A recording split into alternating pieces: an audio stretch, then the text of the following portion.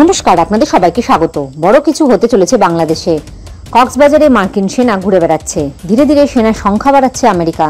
মানবিক করিডোরের নামে বাংলাদেশে মার্কিন সেনার প্রবেশ নিয়ে সেনাপ্রধান ওয়াকার ও নুনুসের মধ্যে দারুণ কেচাকেচি লেগেছে। বাংলাদেশের চট্টগ্রাম থেকে মায়ানমারের রাখাইন প্রদেশে মানবিক করিডোর তৈরির পরিকল্পনা রয়েছে মোহাম্মদ ইউনূসের সরকারের।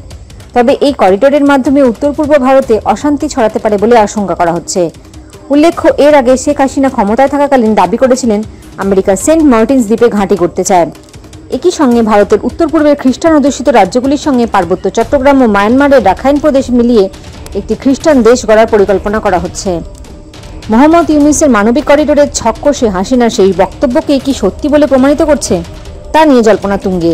এরই মাঝে আবার কানাঘুষো শোনা যাচ্ছে কক্সবাজারে নাকি মার্কিন সেনা রয়েছে। এহেন পরিস্থিতিতে এবার গর্জে উঠলেন বাংলাদেশের সেনাপ্রধান। স্পষ্ট ভাষায় বললেন বাংলাদেশ নিয়ে কোনো মানবিক করিডোর যাবে না। এর আগেও মানবিক করিডোর নিয়ে নিজের আপত্তির কথা জানিয়েছিলেন জেনারেল ওয়াকারউজ্জামান। তার বক্তব্য সেনানিবাসী অফিসারদের উদ্দেশ্যে বক্তব্য রাখার সময় খুবই কড়া ভাষায় ওয়াকারউজ্জামান বলেন, ইউনূস সরকার দেশের গুরুত্বপূর্ণ সিদ্ধান্ত নেওয়ার ক্ষেত্রে সেনাবাহিনীকে অন্ধকারে রাখছে। এদিকে অনুষ্ঠানে উপস্থিত প্রায় 1000 জন সেনা অফিসার সবাই এককণ্ঠে জেনারেল ওয়াকারের সঙ্গে বার্তা দেন। এর আগে শেখ হাসিনা ক্ষমতা থাকার সময় সংসদে দাঁড়িয়ে দাবি করেছিলেন আমেরিকা জোর করে সেন্ট মার্টিন দ্বীপে একটি নৌঘাঁটি বানাতে চায়। তার আরও অভিযোগ ছিল উত্তর পূর্বে ভারতের কয়েকটি রাজ্য আদি পার্বত্য চট্টগ্রাম রাখাইন প্রদেশ মিলে একটি খ্রিস্টান দেশ গড়ার ষড়যন্ত্র করা হচ্ছে। আর এখন দেখা যাচ্ছে বাংলাদেশ সেন্ট মার্টিনস দ্বীপ নিয়ে রহস্য ঘনীভূত হচ্ছে। অনেক বাংলাদেশেরই মনে সংশয় রয়েছে। এদিকে ইউনূস সম্প্রতি চট্টগ্রাম হয়ে মায়ানমারে একটি মানবিক করিডোর গড়ে তোলার ঘোষণা করেন, যা নিয়ে সরব হয়েছেন বহু বাংলাদেশি রাজনীতিবিদ। এবার সেনা সরাসরি সেই প্রস্তাবিত করিডোরের বিরোধিতা শুরু করেছে।